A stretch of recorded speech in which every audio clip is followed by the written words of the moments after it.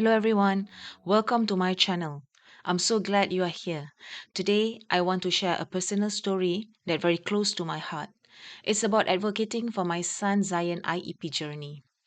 As a parent of a child on the autism spectrum, navigating the world of special education can be challenging but also incredibly rewarding.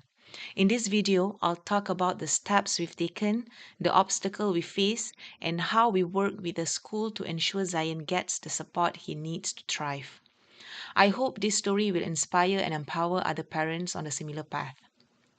As a mother navigating the complex world of special education for my autistic son, I've learned a lot along the way. Advocating for him hasn't always been easy, but it's been necessary to ensure he gets the support he needs. Here are some tips that have helped me advocate for my son at school, and I hope they can help you too. Understand what it means to advocate. At first, I thought advocating means I had to be confident and know all the answers. But I've learned that advocating is simply about speaking up for your child's need. You don't have to be loud or confrontational. Advocacy can be quiet conversation with someone who cares about your child's success, like their teacher. Your voice matter no matter how you use it. Know it's okay to speak up. There were times I questioned whether it was my place to get involved in my son's education. I didn't want to seem overbearing or disrespectful, but I realized that sharing my concern is not overstepping. It's part of ensuring my child's thrive. Teacher wants our kids to succeed and appreciate when families share helpful insight about what works for their child at home. Write down your thoughts. When preparing for meetings or conversation with teachers, I found it helpful to write down my concern ahead of time. It made me feel more organized and confident about what I wanted to discuss. Sometimes I record my thoughts on my phone or talk through them with a trusted friend. Having a plan made the conversation smooth and more productive. How I utilize soft skill and communication when navigating IEP. As a mom navigating the IEP process for my child in the US, I've learned that soft skill and communication are just as crucial as understanding the legal and educational aspect of the process. It's a journey that requires patience, self-awareness, and collaboration. The most important goals is to build a respectful, trusting relationship with the school, creating a foundation for productive problem solving when issues arise. The power of self-awareness. One of the first things I had to recognize was my own communication style and how it impacted the team. Was I too passive or did I come on too strong during the meetings? Did I shy away from expressing my concern or did I overcompensate by being overly critical? By reflecting on how I presented myself during IEP meetings, I learned to adjust my approach, becoming a more confident yet collaborative advocate for my child. I started to focus on building bridges with the teams rather than setting up roadblocks. Becoming a savvy advocate. Through experience, I realized that being a savvy advocate means striking the right balance. A good advocate is informed, assertive, and respectful. I make sure to educate myself on my child's right under the IDEA, Individualized with Disabilities Education Act, while also valuing the expertise of educators. I've learned that the best outcome are reached when both sides works together. Parents and educator both have vital perspective that when combined serve the best interests of the child. I also focus on being transparent in my intention. I wasn't there to please blame or criticize but to collaborate on finding solution. Being solution oriented and optimistic even when facing challenges. Help foster a positive working relationship with the IEP teams.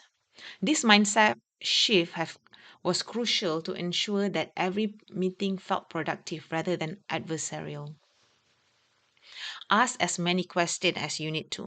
When I wasn't sure what was happening at school or if my son was struggling, I wasn't afraid to ask questions. Whether it was about his progress in reading or social interaction, I asked specific questions to get a better understanding. Teachers often see things that we as parents might not, and they can provide valuable insight about our child's performance compared to other kids their age. Show emotion but stay respectful. It's emotional to talk about your child's challenges, and there was a time I felt overwhelmed. This journey is personal and intense.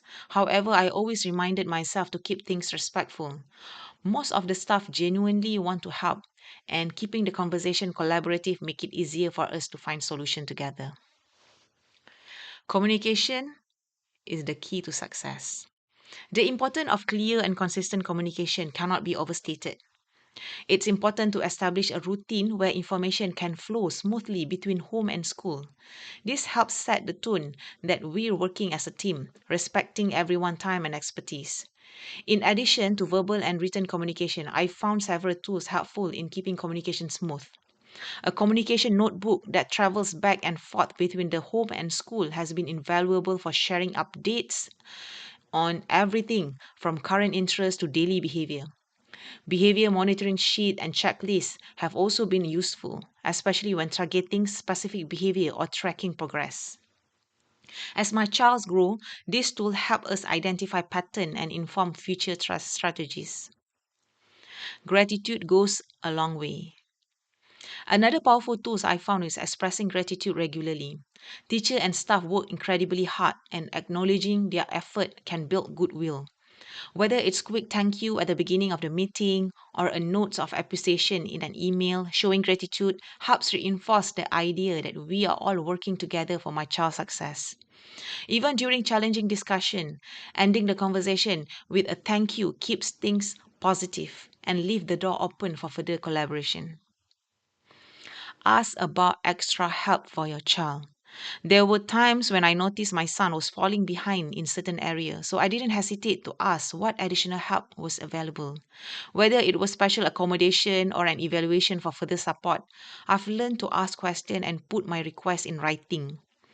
Keeping a record of communication and meeting helped me track progress and ensure my son got the help he needed. Preparing for transitions.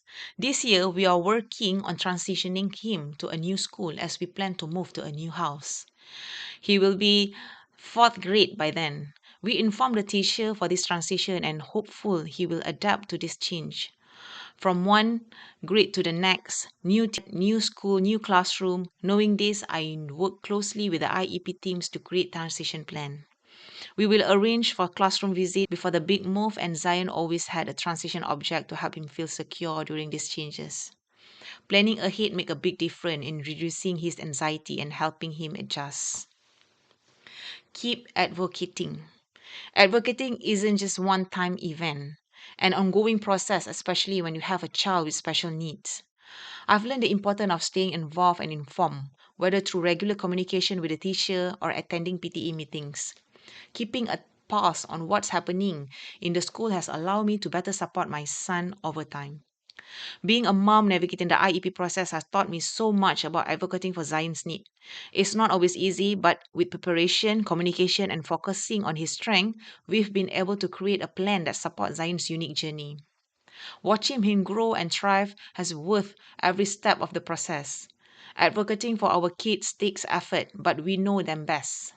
Trust your instinct, keep speaking up, and remember that every step you take help pave the way for their success.